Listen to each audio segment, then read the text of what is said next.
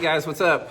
Welcome back here to today's edition of Intuitive Angling, and man, I really appreciate you guys coming by the channel to check the video out. And guys, I say that every day, but man, thank you very much, because YouTube's a tough deal. There's a ton of bass fishing YouTube channels out there. It's hard to get people to watch YouTube bass fishing videos anymore because there's so many of them out there. So thank you very much for coming by Intuitive Angling. Really appreciate that. Guys, I have got a great tip for y'all today. I'm going to talk about what I call burning a sleeper gill in the fall time of the year. This is something that I got onto last year down at Table Rock Lake in the fall time of the year. I caught a bunch of fish in the month of October and November doing it. And I'm going to share with you guys today how to do it and the conditions that it works the best in. So I think it's going to add up to some good fish for you guys here. Also, guys, a couple of quick housekeeping tips that we start out every day that you guys love to hear. You may have heard me talk about it, guys, but my 8-year-old son, Elijah, started up his little YouTube channel a couple of days ago. It's called Building with Elijah. He just builds projects around the house out of scrap stuff. It's basically for kids, and he's really excited. And I just want to invite everybody to please consider hitting that subscribe button for him. He'll get a kick out of that. I think he's got like 200 subscribers now, and he's all excited about it. So I'll put his channel in the link in the description here if you guys would like to support him getting off the ground there. And also, guys, real quick, anybody interested in booking an on-the-water lesson with me, just go to my my Facebook page, Randy Blaukat Professional Angler, shoot me a private message, and I'll get you all the details about the on-the-water lessons that I offer to go fishing with me. Really appreciate that. Okay, guys, here's the deal, man. This is the Megabass sleeper gill right here. It's a kill-weighted swim bait. It's got a kill weight on the bottom. Actually, it'll stand up like that on the bottom. Looks just like a dang bluegill. They've got a lot of different color variations. They got some shad patterns and some bright colors, but my favorite is the type of bluegill patterns they got. And also, guys, I'll link the Megabass Sleeper Gill in my Tackle Warehouse link in this video description if you guys would like to pick one up after the video here.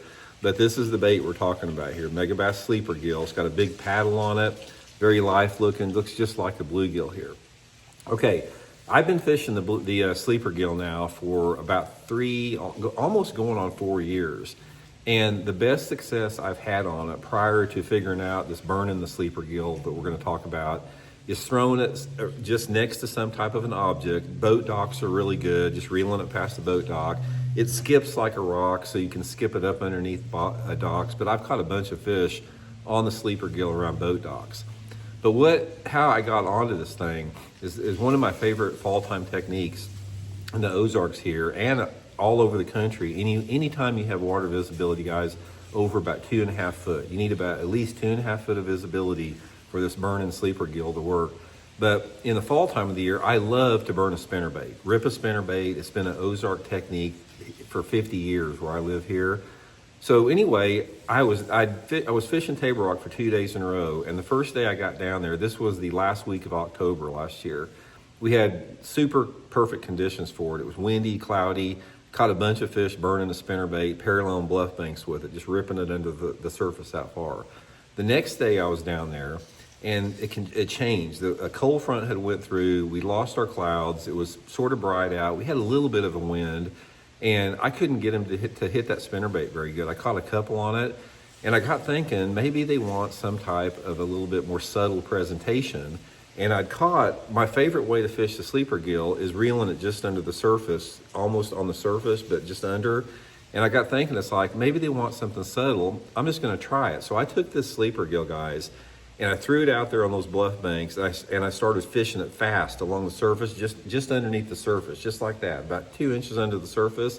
And guys, they started freaking hammering it. And I took it up the next week to Stockton Lake here in Missouri, caught them, burning it on pea gravel points up there. And it's just a technique that I can't wait to try. Like right now, I'm getting ready to try it. I wanted to share that with you guys, the burning the sleeper gill. So here's what you need to do on it. As far as, we'll talk a little bit about the areas and then the equipment you want to use. Shade is critical on this thing. In order for them to hit the sleeper gill really good, you need to have some type of shade or low light. So if you don't have a cloudy day, cloudy, rainy days are the best by far. If you got a cloudy, rainy day, they bite it 10 times as good. But if you don't have clouds, you got to run the shade lines. So get out on those steeper banks and points, whether it be early in the morning or in the evening, anytime you got a bank that's throwing shade off of it, especially if you have a little bit of wind on it, and take this thing and make a long cast. You know, depending upon the angle of the bank, sometimes on a steep bank, you're paralleling it. If it's flatter, you're just throwing it at 45. Make a long cast out there, keep your rod tip high, and just reel it fast, straight like that. Reel it as fast as you can where it doesn't blow out of the water. You want to keep it in sight all the time, about that far underneath the water. Don't throw it out there and let it hit the water and start reeling it, and don't let it get like a foot under the water. Throw it out there, and before the bait hits the water, stop it with your thumb bar and start reeling as soon as it hits the water. Because most of the time they're going to hit it just like they do a burn spinnerbait within the first 5 or 10 feet of your retrieve. So you want to get it started right off the bat. The other thing with it that'll help you is the hook on the sleeper gill here, guys. It's buried on the dorsal fin here. So take a little pair of pliers and just open that hook up just a little bit on it. It'll really help with your hookups. Sometimes I'll even trim some of the plastic off the dorsal fin here to get a little bit better hook. And when you do get the bite, try to resist, setting the hook immediately on it. Just like keep reeling as far as when you get the bite on it. Don't just like rear back on it. Just keep reeling fast like that. It gives them the chance to get it a little further in their mouth. And most of the time, guys, I'm using some type of a medium heavy 7'2" bait cast rod. I use that Megabass Perfect Pitch. 15-pound test Seaguard Vizex line is the best line size for it. And just cover water, man. It is a fun way to catch them because most of the time you see them hit this thing, and a lot of times you're fishing it so shallow they'll boil on it on the surface. But just give it a try, guys. Get you one in the link in the description here, Megabass Sleeper Gill. Burn it in that clear water situation this fall. I know you guys will catch some good ones on it. So hope it helps out. We'll see you.